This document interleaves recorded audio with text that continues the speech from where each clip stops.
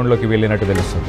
15 మంది డాక్టర్ల కోసం ప్రస్తుతానికి సెర్చ్ ఆపరేషన్ కొనసాగిస్తున్నారు పోలీసులు.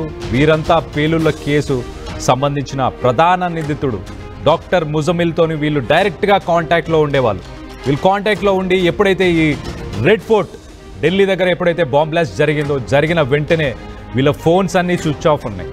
వీళ్ళు ఎక్కడున్నారో ఏంటో తెలియదు. మొత్తానికైతే 15 మంది డాక్టర్స్ ఒక వైట్ కాలర్ టెర్రరిజం అని చెప్పొచ్చు, ఒక మెడికల్ టెర్రరిజం అని కూడా చెప్పొచ్చు. నేరుగా సంబంధాలు వీళ్ళకి డైరెక్ట్గా ఈ రెడ్ ఫోర్ట్కి సంబంధించిన బాంబ్ బ్లాస్ట్లో, లేకపోతే ఈ team D or team D6 అని చెప్పుకోవచ్చు. ఈ టీంకి ఒక పేరు పెట్టుకున్నారు వీళ్ళు.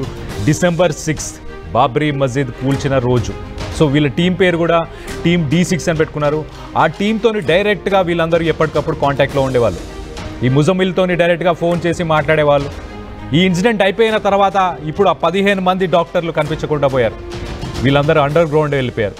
సో మొత్తం మీద వీళ్ళని పట్టుకునే ప్రయత్నం చేస్తున్నారు. ప్రస్తుతానికి అదే కోణంలో పోలీసులు, అలాగే నేషనల్ ఇన్వెస్టిగేషన్ ఏజెన్సీ, ఇలాంటి సంస్థలన్నీ కూడా కలిసి పనిచేస్తున్నాయి.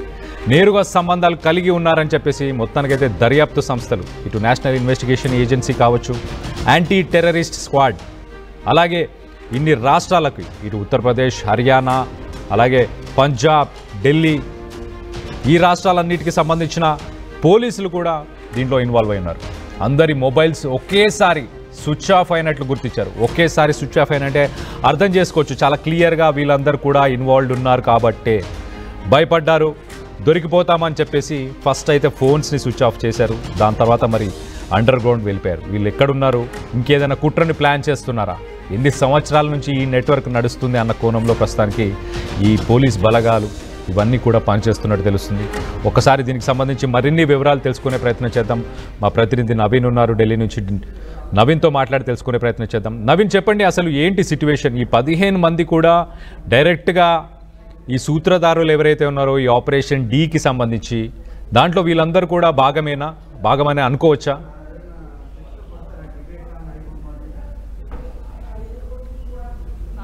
రైట్ నవీన్, వినిపిస్తుందా?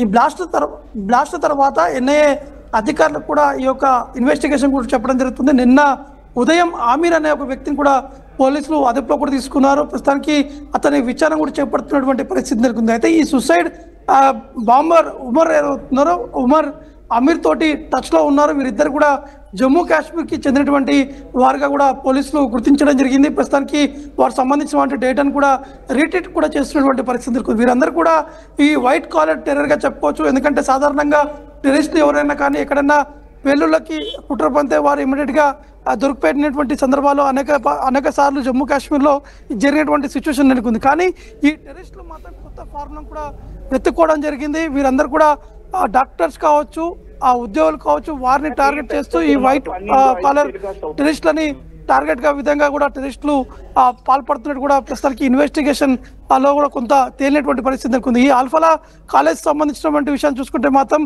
దాదాపు 15 రోజుల నుంచి కూడా ఢిల్లీ పోలీసులతో పాటు 4 రాష్ట్రాల పోలీసులు సోదాలు కూడా నిర్వహిస్తున్నారు. ఢిల్లీ, హర్యానా, పంజాబ్తో పాటు జమ్మూ కాశ్మీర్ చెందినటువంటి పోలీసులు వీరందరూ కూడా జాయింట్ ఆపరేషన్ కూడా చేపడుతున్నటువంటి పరిస్థితి నెలకొంది. అయితే మొన్న ఈ జరిగినటువంటి బ్లాస్ట్ తర్వాత ఆల్ఫలా కాలేజ్ చెందినటువంటి 15 మంది డాక్టర్ కావచ్చు, అందులో ఉన్నటువంటి కొంతమంది విద్యార్థులు కూడా ఇక్కడ ఉన్నటువంటి ముజామిల్ తోటి టచ్లో ఉన్నట్టు కూడా ఇన్వెస్టిగేషన్లో తేలడం జరిగింది. ప్రస్తుతానికి ఇన్వెస్టిగేషన్ చేపడుతున్నటువంటి సమయంలో మాత్రం ఒక డైరీని కూడా ఎన్ఐఏ అధికారులు స్వాధీనం కూడా చేసుకున్నారు.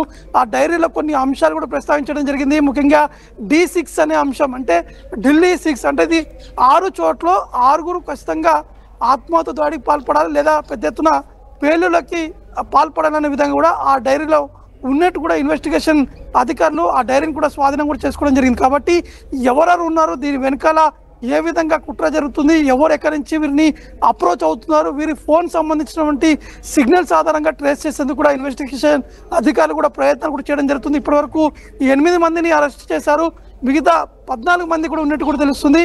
వీరందరి ఫోన్ స్విచ్ ఆఫ్ అయ్యాయి. వీరందరి ఫోన్లు ఏ ప్రాంతంలో స్విచ్ ఆఫ్ అయ్యాయి అనేది పోలీసులు రిట్రీట్ కూడా చేయడం జరుగుతుంది. అంటే వీరు స్విచ్ ఆఫ్ చేసిన తర్వాత ఎక్కడికి వెళ్ళారు, ఆ సిగ్నల్స్ నుంచి అక్కడ ఉన్నటువంటి స్థానిక ఆ ట్రాఫిక్ సిగ్నల్స్ ఆధారంగా వీరిని పట్టుకునేందుకు ఆ ప్రయత్నాలు కూడా చేస్తున్నారు. ఎందుకంటే ప్రతి చోట ఢిల్లీ కాకుండా ఢిల్లీ, హర్యానా, పంజాబ్ ఎక్కడైనా కానీ ప్రతి చోట ట్రాఫిక్ సిగ్నల్స్ దగ్గర ఖచ్చితంగా సీసీ కెమెరాలు ఉన్నాయి. కాబట్టి ఆ సీసీ కెమెరా ఫుటేజ్ ఆధారంగా వీరిని పట్టుకునేందుకు ప్రయత్నాలు కూడా చేపడుతున్నటువంటి పరిస్థితి నెలకొంది. కానీ ఈ D6 అనేది ఎందుకు చేపట్టారు, ఈ D6లో ఉన్నటువంటి కీలకమైనటువంటి వ్యక్తులు ఎవరు, వీరు ముజమిల్ తోటి ఎప్పటి నుంచి సంప్రదిస్తున్నారు, ఎన్ని రోజుల నుంచి ముజమిల్తో టచ్లో ఉన్నారు, దాంతోపాటు నిన్న ఎన్ఐఏ అధికారులు అరెస్ట్ చేసినటువంటి ఆమీర్ని కూడా ప్రస్తుతానికి ఎన్ఐఏ అధికారులు ఇన్వెస్టిగేషన్ కూడా చేపడుతున్నటువంటి పరిస్థితి నెలకొంది. కాబట్టి ఈ ఇన్వెస్టిగేషన్ చేపడుతున్నటువంటి సమయంలో అనేక అంశాలు వెలుగులోకి కూడా వస్తున్నటువంటి పరిస్థితి నెలకొన్నాయి. కేవలం ఢిల్లీయే కాకుండా అనేక ప్రాంతాల్లో ట్రై సిటీస్లో కూడా పెద్ద ఎత్తున